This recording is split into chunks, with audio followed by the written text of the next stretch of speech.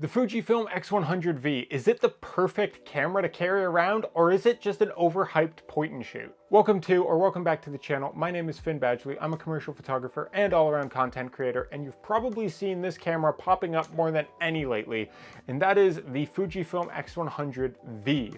This is the newest update in the X100 lineup from Fujifilm that offers a lot of their famous film simulations that make it look like something that was taken on one of these cameras. Now it seems people really gravitate towards this because it's a nice compact camera, it's got a fixed lens, and the film simulations offer something that looks really authentic to regular film, but you don't have the insane film prices and you don't have to worry about develop times. It's a digital camera that just looks like film. Plus, if you're out and about, it honestly just looks pretty cool. Is this overhyped? At over $1,700, this is a very expensive point and shoot camera, but is it worth it? If you're looking for those film simulations and that's mainly what you want out of this camera, there are cheaper ways to get it.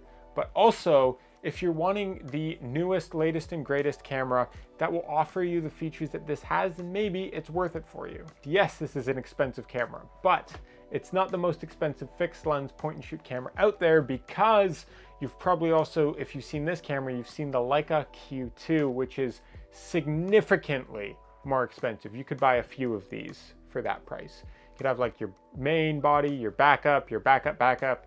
You know, you could have Fujifilm X100Vs for days at this point. Just throw them around for the price of a Leica Q2. So keep that in mind, because yes, it's expensive, but it's not the creme de la creme of expensive point and shoots. These cameras are really great for carrying around in your daily life.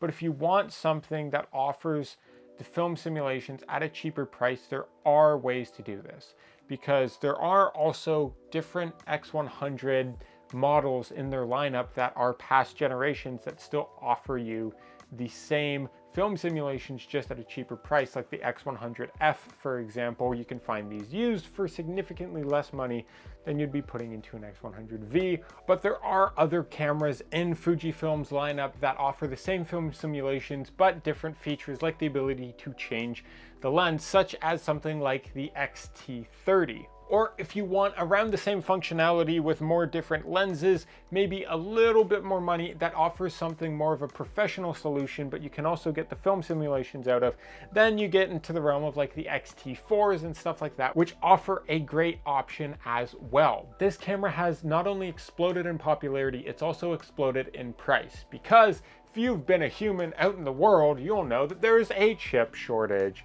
And what do cameras run on, specifically digital cameras? Chips. Not the potato kind, but the little microchips inside of them that process images and that whole bit. Because of the increased demand, more people have been picking these up at an increased rate, and Fujifilm hasn't been able to keep up with the demand.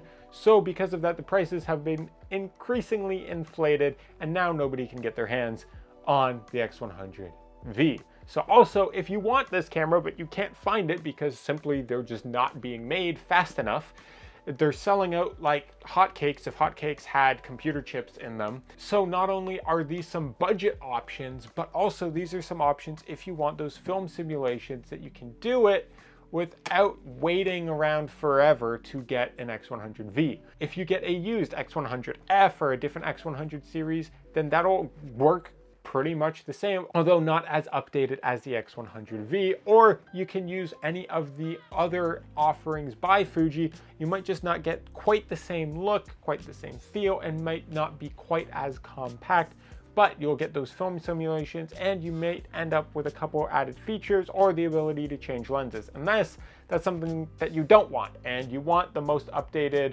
latest and greatest, small, compact, fixed lens, point and shoot camera that's not the price of a Leica, then maybe, just maybe, the Fuji X100V is for you. Really, it's up to you. I really don't care what you do.